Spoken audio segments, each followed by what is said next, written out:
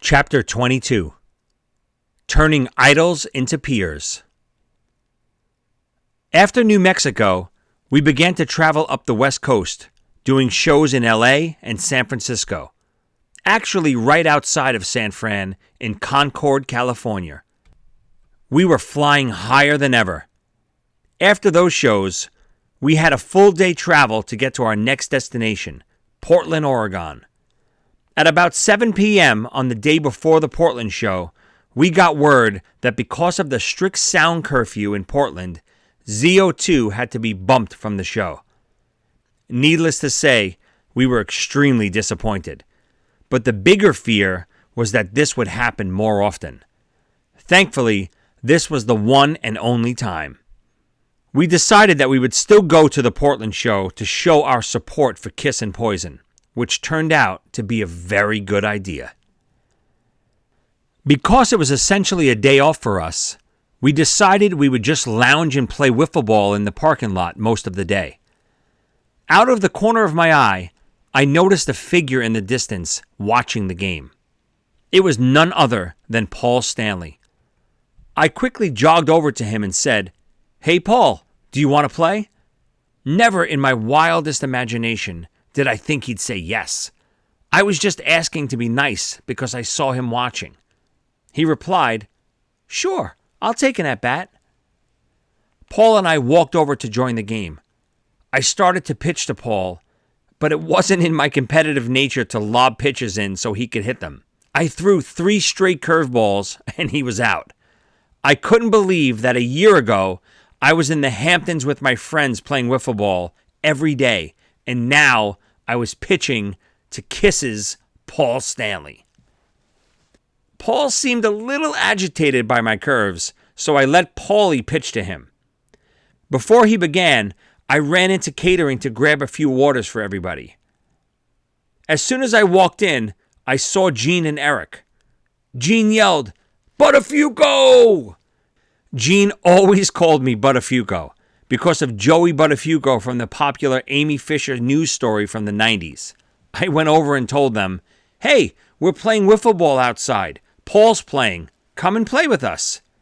They said yes right away and seemed genuinely excited. I think ZO2 was a nice shot in the arm for Paul and Gene that summer. We had this unbridled innocence and youth about us that they enjoyed. Gene seemed like a little kid when I asked him to come play ball with us. As soon as I walked out with Gene and Eric, it was official. It had become ZO2 versus Kiss in wiffle ball. I started pitching a few warm-up curveballs to Gene, and he couldn't believe how I was making the ball curve. He ducked away from every pitch, even though they were hitting the strike zone. After warm-ups, we decided to pitch to our counterparts. Paulie Z would pitch to Paul Stanley, Dave Z would pitch to Gene Simmons, and I would pitch to Eric Singer. Paulie started against Paul, and his first pitch was a strike right down the middle. Feeling a little brazen and cocky, Paulie Z told Paul, "I call that pitch my love gun. Here comes the destroyer." Everyone began to crack up. That was until Paul's comeback. "Be careful. We can still throw you off this tour." Paul ripped a double right after that. Thank God. Gene was next. Gene decided to hold the wiffle ball bat with only one hand and easily blasted a double off Dave. He walked away and gave Paul a high five as if to silently say, "Let's take these kids down." It was now my turn to pitch to Eric. Gene yelled, "Oh, come on! He's like a professional pitcher." I laughed and then struck Eric out on 3 consecutive pitches.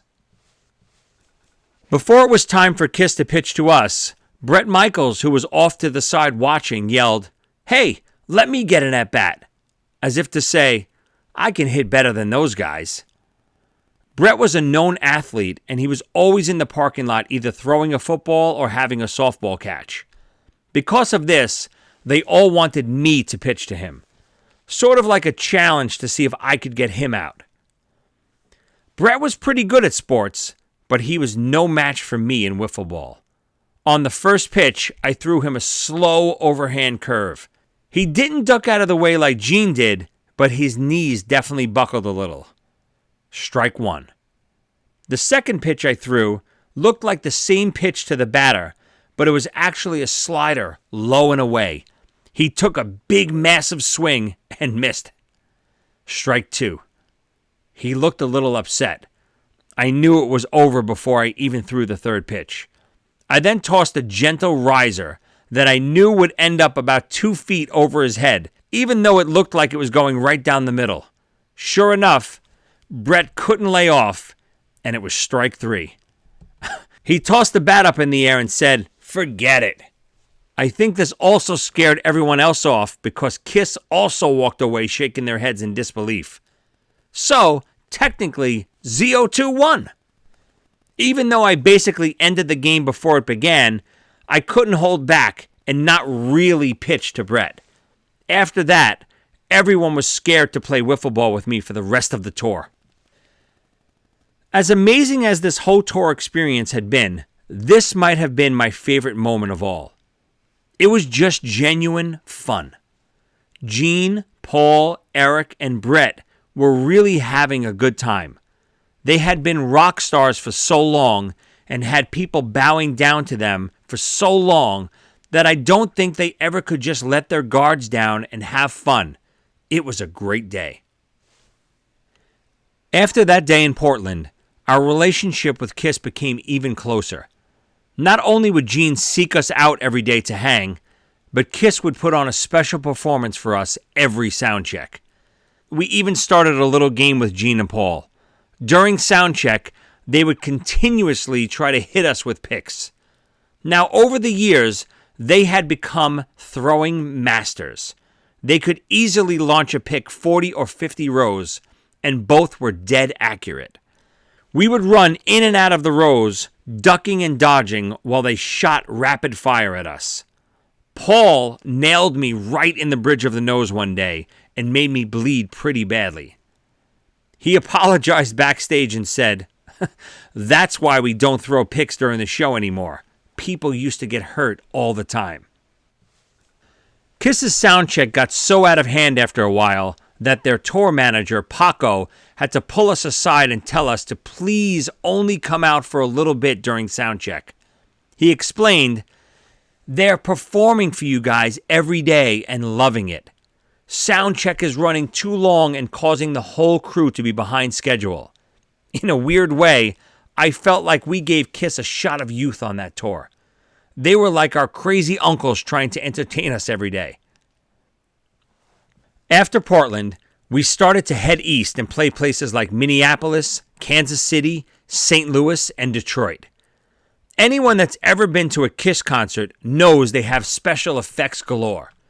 Two highlights of the show are when Gene flies to the top of the arena to sing God of Thunder, and when Paul soars over the audience to sing Love Gun. One afternoon, while Kiss's road crew was setting up, they asked if we all wanted to try out one of the flying rigs. I think we yelled, "Holy shit! Really?" all at the same time. This was another dream come true for me. I remember being 5 years old at Madison Square Garden and watching Gene fly into the air. It was magical. And now, I would be getting to experience it for myself. There was, though, one problem. I'm actually pretty terrified of heights, and so I was really nervous. But there was no way I was passing up this opportunity. The first thing the rig tech told all of us was, don't grab the wire as you're being lifted into the air. Of course, what's the first thing I did as soon as I catapulted into the air? Grab the wire. I was scared shitless, but excited beyond belief. What an amazing experience it was to fly like Gene, the demon.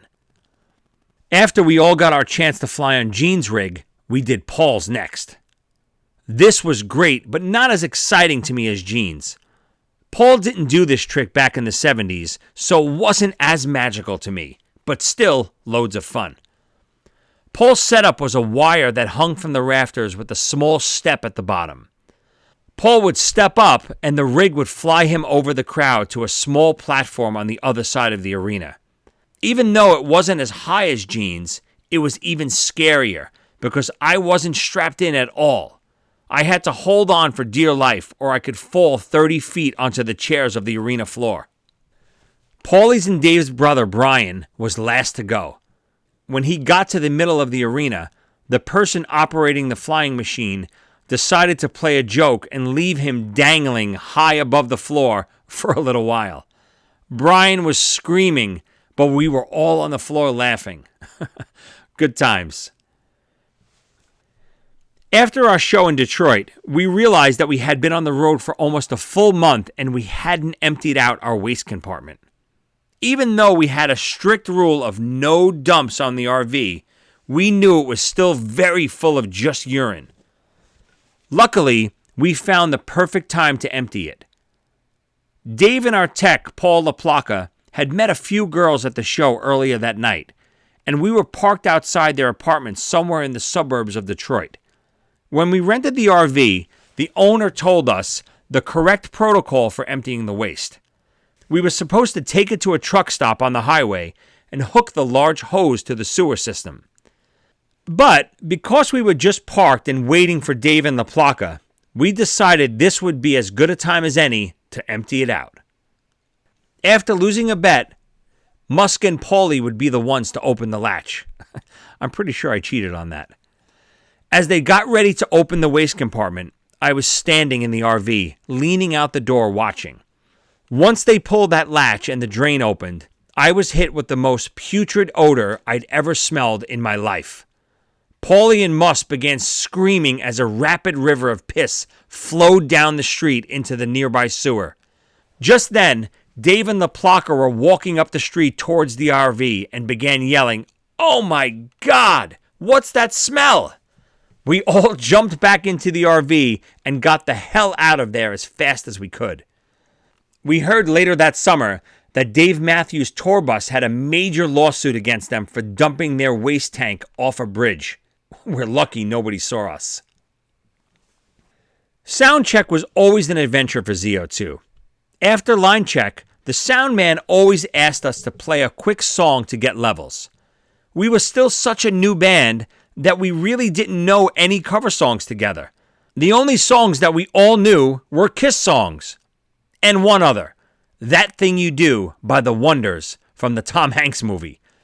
We all loved that movie so much. I think we watched it about 100 times in the RV that summer.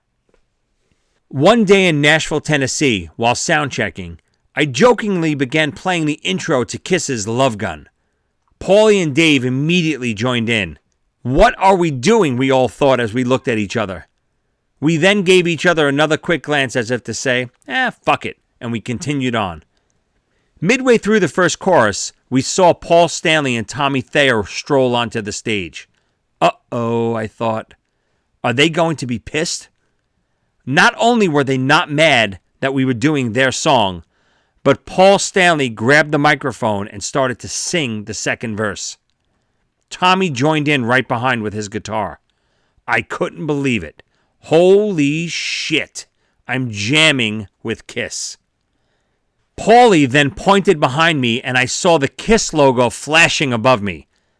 If I could only zap myself back in time to my 5-year-old self and tell him that one day you'll be jamming with Kiss on Kiss's stage as the Kiss logo flashed behind you. Wow. As I mentioned, Paul Stanley was a little bit of a germaphobe, and a few times Paulie tried to sing backup vocals with him. But sharing the mic clearly made Paul Stanley a little standoffish. I shot Paulie a look of death, as if to say, if you chase Paul Stanley off this stage because of your dirty breath, I will kill you. My death glance worked because Paulie quickly got the hint. Just as the solo section started to kick in with Tommy taking the lead, Eric Singer walked onto the stage with his arms crossed. Eric was very confused by what was happening, and I think maybe a little jealous that we sounded so good. We ended the song on a big open chord, and I saw Paul Stanley turn his back toward me and look up to the rafters. At first, I had no idea what he was doing. Thank God I quickly realized that he was signaling me to do the ending the way Kiss did it live every night. He wanted me to play the intro at a fast speed while he pretended to shoot the fireworks in the rafters.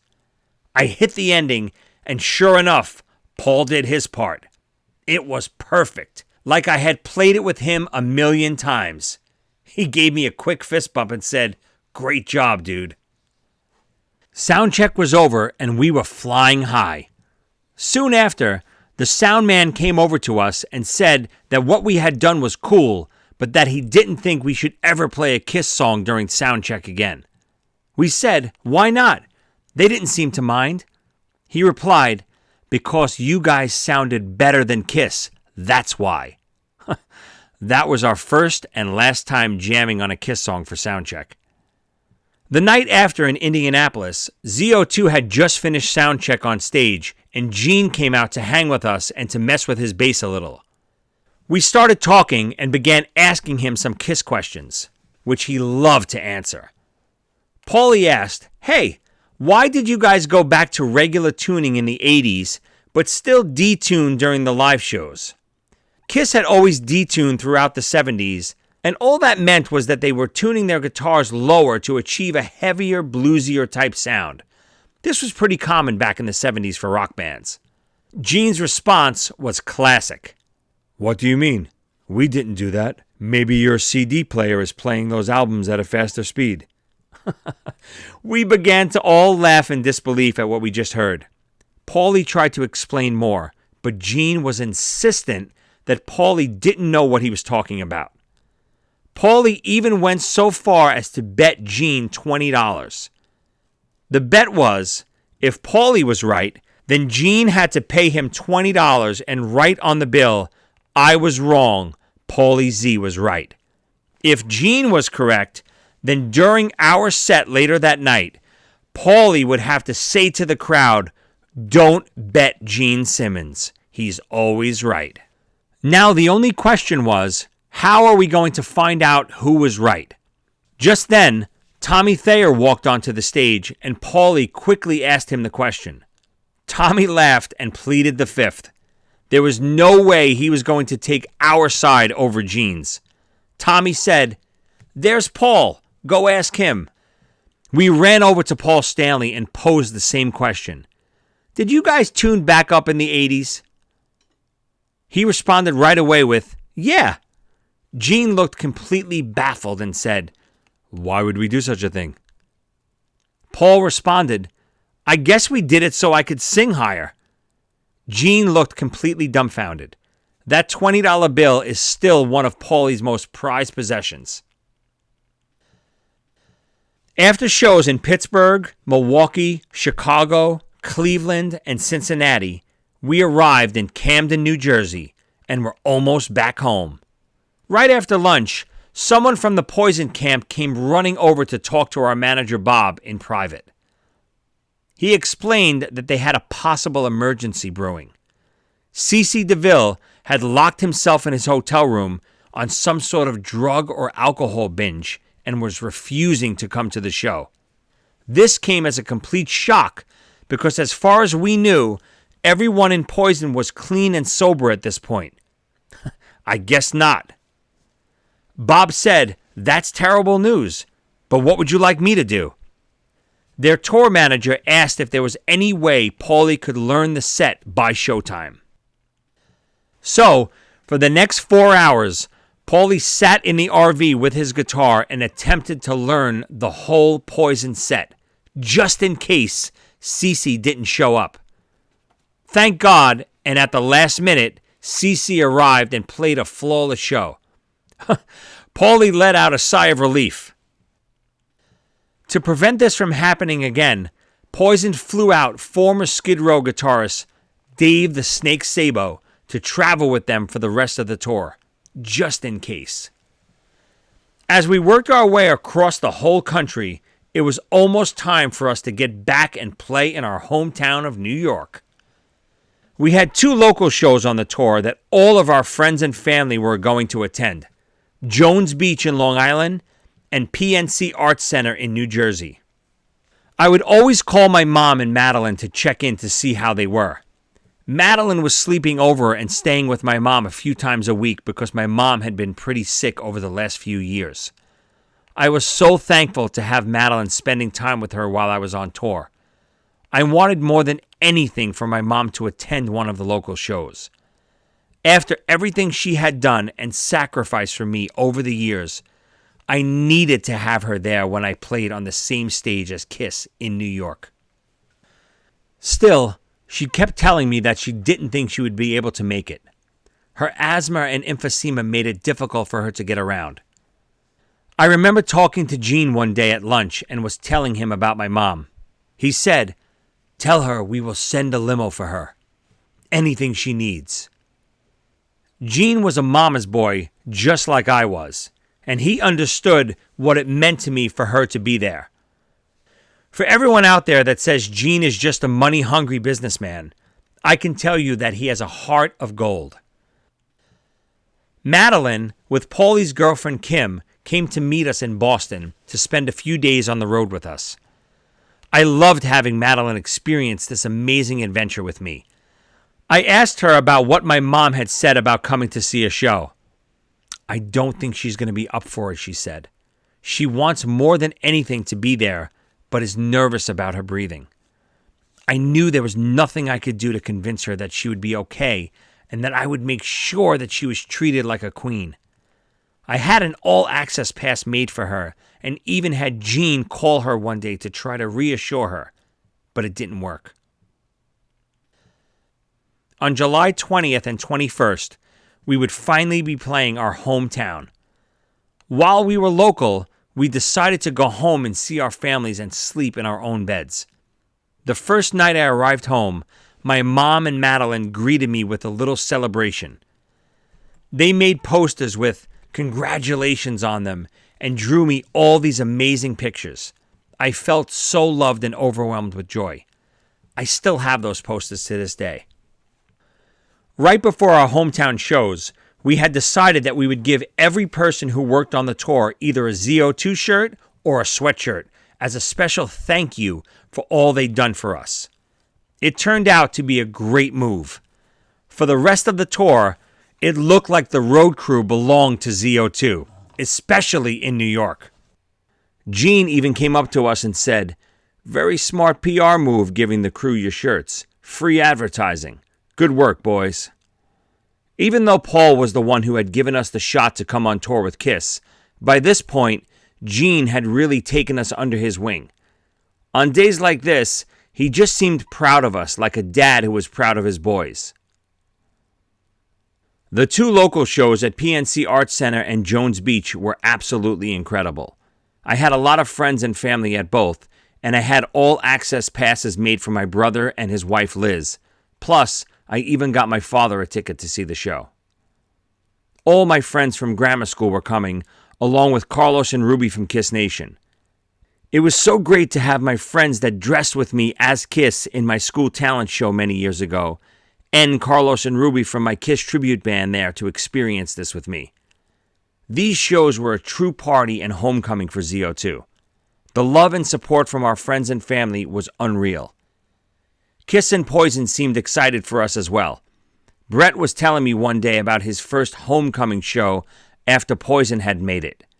And Paul Stanley wished me luck backstage, telling me to enjoy every minute of it. I just wished my mom was there to see it all. While we were home for a couple of days, we decided to bring the RV back for a quick checkup and maintenance. When we originally rented the RV, they went over some instructions with Paulie. One main thing was maintenance on the back compartment generator. Paulie had told us that we needed to change the oil after every 500 hours of use, but it turned out that we actually needed to change it after every 50 to 100 hours of use. We had completely fried the generator, and it would take them 3 to 4 days to replace it. We couldn't wait 3 or 4 days. We had a show in Scranton, Pennsylvania the next day. They told us if we needed it right away, that we had to take it without the back compartment generator, which essentially meant no air conditioning. And unfortunately for us, we were headed south on this leg of the tour. Anyone who has ever traveled to Georgia, Florida, or Alabama in the dead of summer knows AC is a must. It got so bad at one point, I had to sleep with frozen push-up ices on my head. It really didn't matter, though. We were still having the time of our lives. My friend Billy and his wife were out of town when ZO2 played in New York, so they planned a special trip to Tampa, Florida just to see the show. I met Billy early in the day to show him around the arena. I began the tour by showing him how the crew set up the stage. As we were watching the crew, Billy pointed and asked, "Why are they taking those lights down?" Sure enough, the crew was taking stuff down instead of putting it up. A few minutes later, we all got word that the show was canceled due to Paul Stanley's health. It was so hot the night before in West Palm Beach that Paul became dehydrated and needed an IV. He was still suffering from that dehydration and was unable to perform in Tampa. Billy had made the trip for nothing. We were now nearing the end of the tour, and we began to hear stories about the headliner's road crew playing pranks on young opening bands. We assumed these were just stories to make us nervous and paranoid, at least until our show in Birmingham, Alabama. ZO2 began each show the same exact way, with a big open chord and crash cymbals. On this particular day, as soon as I hit my crash cymbals, I was covered in baby powder that had been placed on top of my cymbals. Even though I would have to play the rest of the show looking like a ghost, I laughed to myself and thought it actually looked like a pretty cool effect for our opening. Almost like an explosion with a giant cloud of smoke. I thought it was a very harmless prank until I realized that because of the baby powder, my hands and sticks had become extremely slippery, causing both sticks to fly out of my hands on the next downbeat. Again, I laughed it off because I knew I had my stick bag attached to my floor tom and could quickly replace both sticks. But when I reached down, I found all of my spare drumsticks duct taped together. So here I was, in the middle of ZO2's first song, opening for Kiss and Poison, in front of about 10,000 fans, and I had no sticks. As I frantically began to rip at the duct tape to free a pair of sticks, while trying to keep a beat with my other hand and feet, I glanced to the side of the stage to see Poison drummer Ricky Rocket, Kiss's drummer Eric Singer, and his drum tech Joey Arias laughing so hard they were in tears. Those bastards. Somehow, I got through the rest of the show. We would play the last show with Poison in Atlanta, Georgia on August 4th. After that, we drove back home to New York to return the RV that now had accumulated almost 20,000 miles. We would then fly out to meet Kiss for 2 more shows in Texas with just ZO2 as the opener. Poison was great to us through the whole tour. On their last day, they told us that they were planning their 30th anniversary tour in a few years and they would love to have us on it. As sad as it was to know we weren't going to see the guys from Poison anymore, we were unbelievably excited because the last 2 shows of the tour would be just Kiss and ZO2. Once we got home from Atlanta, we had a few days off before flying out to Texas. I missed my mom and Madeline tremendously and loved being back home with them. It was really the first time we had to sit back and enjoy what we had just accomplished. Sometimes that's difficult to do because people are always looking ahead to the next thing. I always found time to savor those moments. On August 10th, 2004, ZO2 flew out to Texas to meet back up with Kiss. Shortly after we arrived at the arena, I was scheduled to do a phone interview with a local radio station. This type of stuff was happening pretty regularly now, and I was doing the phone interview in the backstage dressing room area when all of a sudden, Gene saw me and started screaming, "Yo, Buttafuoco! Hey everyone, Buttafuoco is back!" It put a big smile on my face. The 2 shows opening directly for Kiss were absolutely unbelievable. Both arenas were indoors and we got an extra 20 minutes to play. Don't get me wrong, the whole tour was literally a dream come true, but something about seeing just Kiss and ZO2 on the billboards and marquees was magical. Having that week off in between really gave us a chance to reflect back on the whole tour and fully appreciate these last two shows. The Kiss video crew even professionally filmed the final show in Hidalgo, Texas for us. We still have to release that full show one day. 1, 2, 3, 4!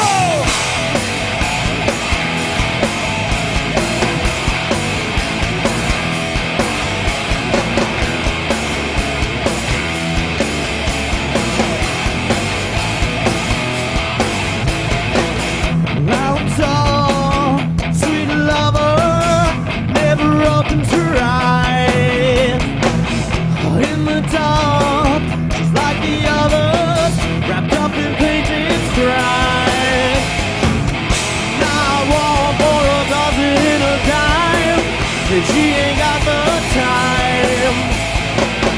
Getting it is a sin when she's covered. Just see she's not that kind. Little girl, watch your thinking now. Little girl, watch your thinking now. Little girl, watch your thinking now. Little girl, watch your thinking. Never know what you find, sweet lover, when I get in your mind, sweet lover. Are you ready to go, sweet lover? Don't you put on a show?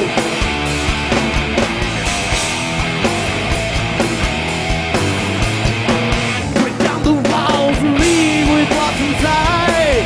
Don't need a key when to read between the lines. You get below.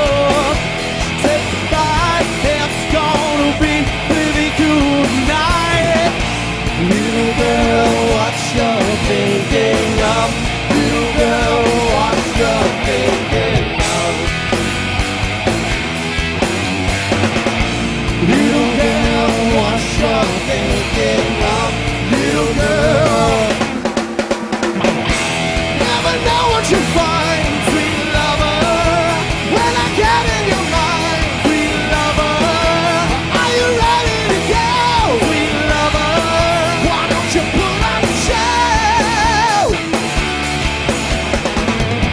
Sweet lover will rise, sweet lover, no more lies. You know what you wanna be, sweet lover, sweet on me.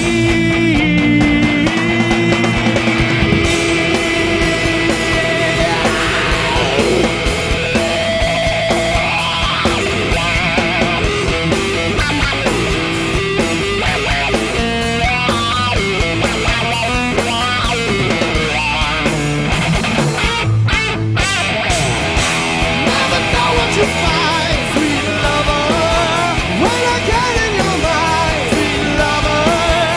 Are you ready to go, sweet lover? Why don't you put on a show, sweet lover, sweet lover, sweet lover, sweet lover, sweet lover, sweet lover, sweet lover, little girl, watch your lover. Watch your thinking of. Little girls, watch your thinking of. Little girls, watch your thinking of.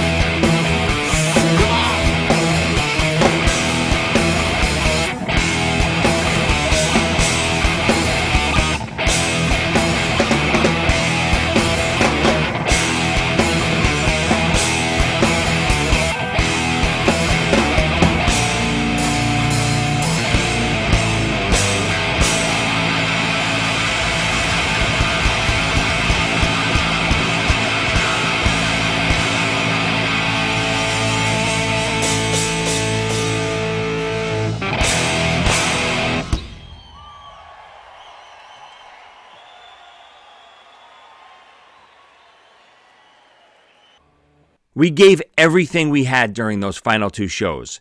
We had so much energy, and by now we were completely firing on all cylinders. The crowds were massive and electric, and the response for ZO2 was the biggest all tour. Because this was our second trip through Texas, a lot of fans came up to us during our meet and greet and said they came back specifically to see ZO2. We were once again casually reminded of the possibility of pranks played on the opening band, especially on the very last show. We were told that we should watch our gear at all costs.